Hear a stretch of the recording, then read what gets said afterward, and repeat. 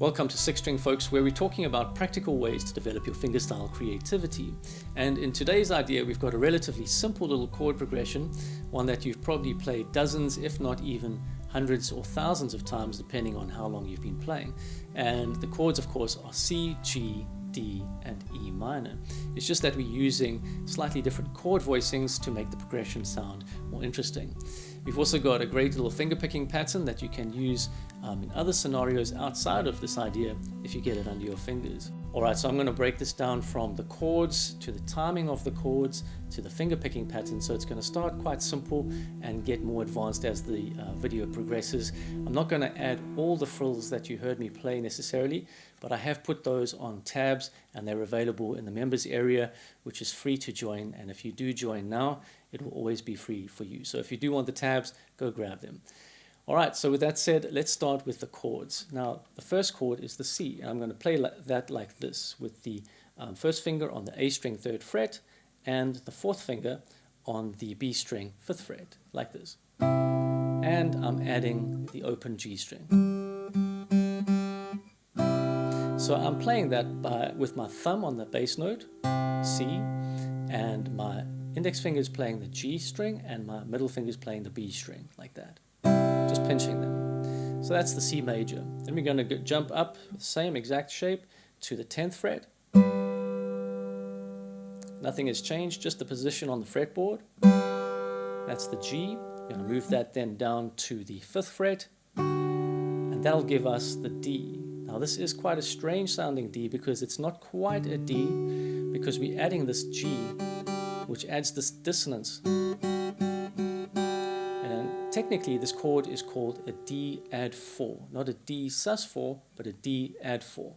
It is quite dissonant, but it works in context. So from now on, I'm just going to call this the D to keep things simple. Okay, so we've got the C on the 3rd fret, the G on the 10th fret, and the D on the 5th fret. Then to get the E minor, I'm going to slide up to the 7th fret and change the shape just slightly. I'm going to move this high note down by a fret. That's going to give us the E minor. I'm using the same fingers on the right hand. Alright, so C, 3rd fret, G, 10th fret, D, 5th fret, E minor, 7th fret. Okay, so we're just going to do 2 beats on each of those chords. So we're going to go like this. 1, 2, 1, 2, 1, 2, 1, 2. The first time round. On the second time round, it's going to change just slightly. C for 2 beats, G for 2 beats, then D for 4 beats this time. We're not going to go to the E minor. Okay, so the first time and second time round, C, G, D, E minor, C, G, D for 4 beats. Then we're going to do the same on the third time round as the first time.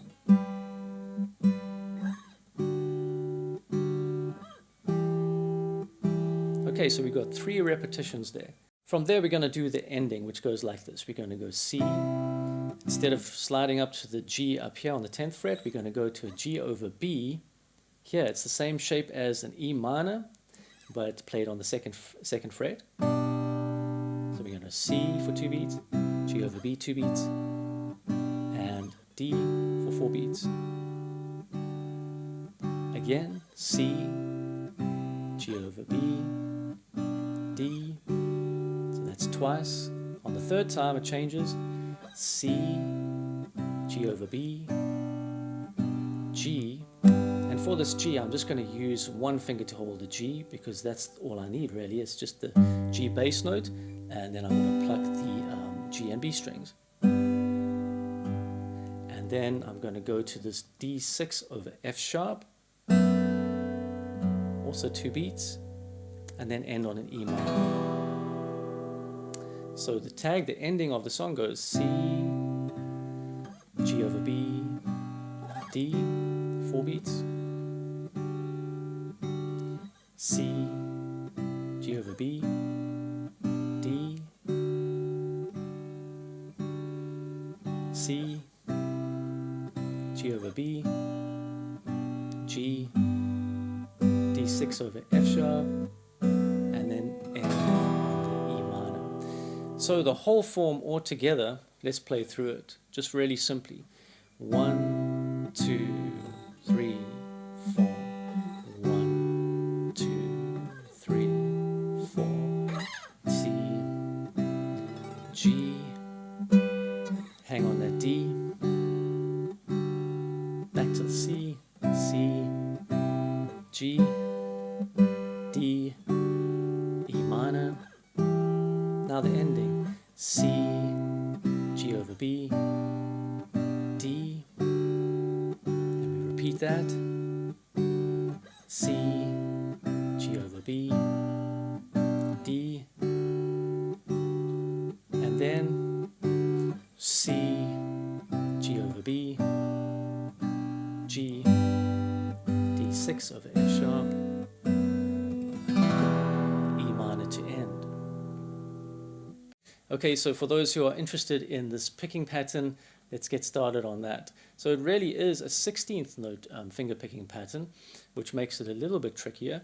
So our pulse is going like this, 1, 2, 3, 4, which means the 16th subdivision would be like this, 1 E and 2 E, and of course I've slowed it down a lot, 1 E and 2 E and 3 E and 4 E, and on the 1, the thumb and the middle finger are going to pinch, so the A and the B strings.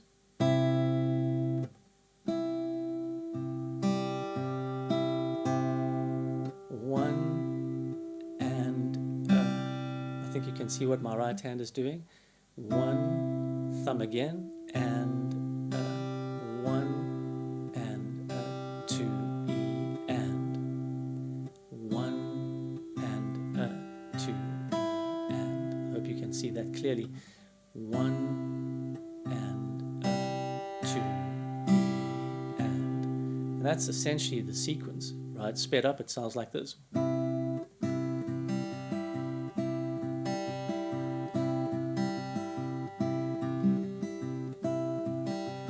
So we're going to just do that same thing on all of the chords. So it'll be like this: 1 and 2 E and 2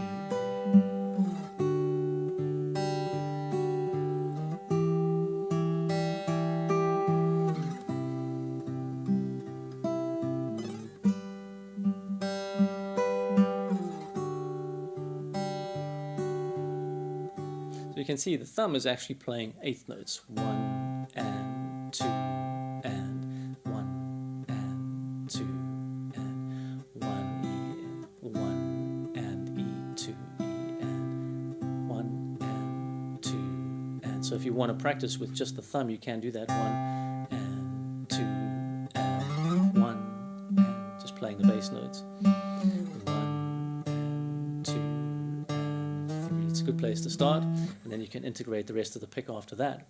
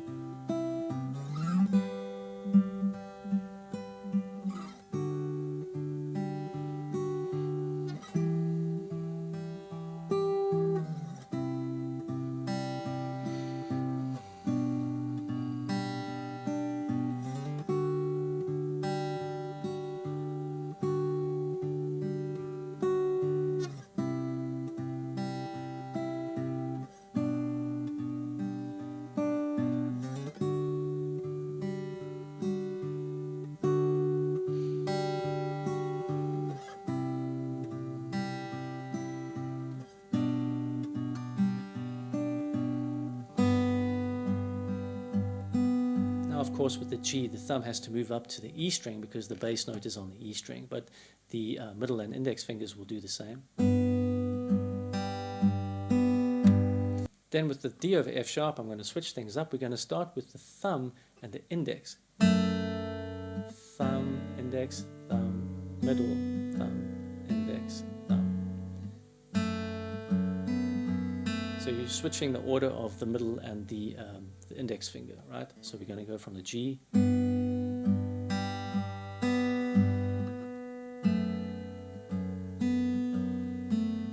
we want to do the same on the E minor, index and thumb first. For the first time. Second time, back to the thumb and middle. We're going to alternate between thumb and index first, and then thumb and middle first, like this.